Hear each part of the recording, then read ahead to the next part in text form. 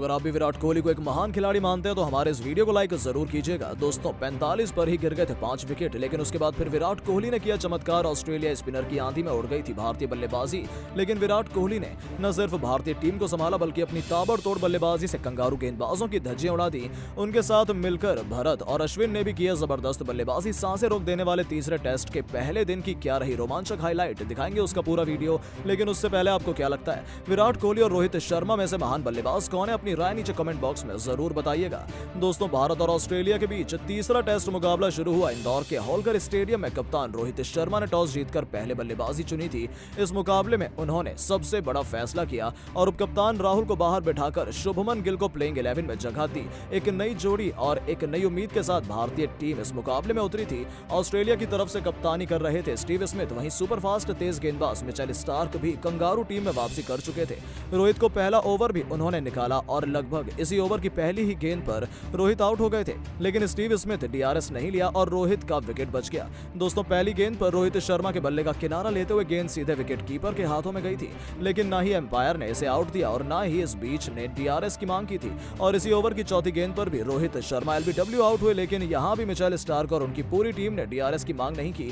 नतीजा ये रहा कि अगली ही गेंद पर भारतीय कैप्टन ने शानदार चौका लगाया। यहां से भारतीय पारी सरपट आगे भागने लगी। इस साल धुआंधार फॉर्म में रहे शुभमन गिल भी अपने अंदाज में बल्लेबाजी करना शुरू कर चुके थे। कैमरन ग्रीन की गेंद पर उन्होंने खूबसूरत कवर ड्राइव के साथ अपनी पारी की शुरुआत की और देखते ही देखते 3 चौके भी लगा दिए।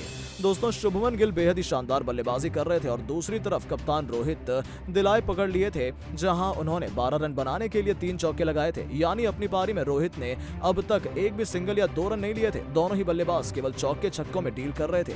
भारतीय टीम बिना विकेट गवाए अब तक 26 रन बना चुकी थी। दोनों ही बल्लेबाज ताबड़तोड़ अंदाज में बल्लेबाजी कर रहे थे। ऐसा लग रहा था कि रोहित और गिल सेट हो चुके हैं और ऑस्ट्रेलिया टीम की धज्जियां उड़ा देंगे, लेकिन दोस्तों छठे ओवर में ऑस्ट्रेलियाई कैप्टन ने एक नई चाल चली और गेंद थमा दी मैथ्यू कॉनेमन को और उनकी गेंदें गजब घूम रही थी। बावजूद इसके कप्तान रोहित उनकी आखिरी गेंद पर छक्का लगाने के लिए काफी आगे निकल चुके थे और फिर क्या था, गेंद में टर्न लिया और सीधा विकेट कीपर एलेक्स कैरी के हाथ में गई और उनके दस्ताने सीधे स्टंप में। रोहित इतने आगे आ चुके थे कि पीछे जाना लगभग नामुमकिन था।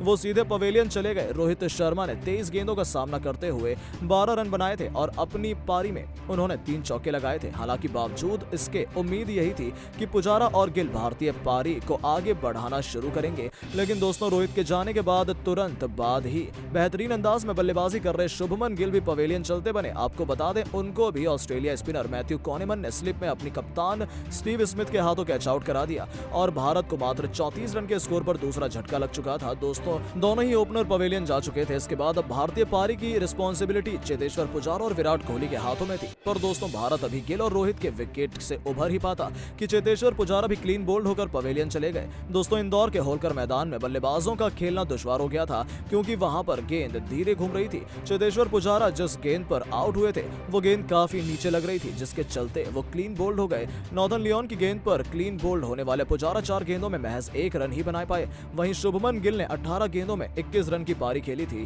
भारत का टॉप ऑर्डर केवल 36 रन पर ही डगआउट जा चुका था। भारतीय पारी पूरी तरीके से डगमगा चुकी थी, लेकिन दोस्तों भारत की मुश्किलें यहीं खत्म नहीं होने वाली थी। इसके बाद पिच में घुमाव को देखकर कप्तान रोहित ने रविंद्र जडेजा को बल्लेबाजी करने के लिए भेजा। उन्हें उम्मीद थी कि घूमती पिच पर ये कुछ अच्छा कर पाएंगे, लेकिन दोस्तों जडेजा भी 9 गेंदों में केवल 4 रन बनाकर पवेलियन चले गए थे। नेथन लियोन की एक बेहद साधारण गेंद पर जडेजा चौका लगाना चाहते थे, लेकिन गेंद सीधे शॉट पर खड़े कुनहेमन के हाथों में चली गई और भारत को चौथा झटका मात्र 44 रन पर लग चुका था। दोस्तों भारतीय बल्लेबाज केवल आते रहे और जाते रहे। इसके बाद अगली गेंद पर टीम इंडिया को एक और तगड़ा झटका तब लगा जब श्रेयस अय्यर अपना खाता भी नहीं खोल पाए, जिन्हें कुनहेमन लेकिन बोल्ड करके पवेलियन की राह दिखा दी। भारत की आधी टीम केवल 45 रन पर ही पवेलियन जा चुकी थी। टीम इंडिया काफी ज्यादा मुश्किलों में फंस गई थी, लेकिन क्रीज पर दूसरी तरफ विराट कोहली बल्लेबाजी कर रहे थे और भारत की उम्मीद अभी भी जिंदा थी। विराट का साथ निभाने मैदान पर भरत बल्लेबाजी करने आए थे और दोनों ही बल्लेबाजों ने धीरे धीरे कर भारतीय पारी को आगे बढ़ाना शुरू कर दिया।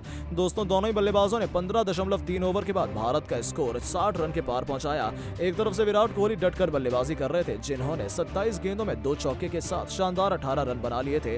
वहीं दूसरी तरफ केएस भरत ने 11 गेंदों में 5 रन बनाकर विराट का अच्छा साथ निभाया था और ये दोनों बल्लेबाज भारत को मुश्किलों से निकालते हुए स्थिति में पहुंचा रहे थे। तो दोस्तों आपको क्या लगता है विराट कोहली इस मुकाबले में अपना शतक लगा पाएंगे या नहीं? अपनी राय नीचे कमेंट बॉक्स में जरूर दें और ऐसी शानदार खबरों के लिए चैनल को सब्सक्राइब जरूर करें। धन्यवाद।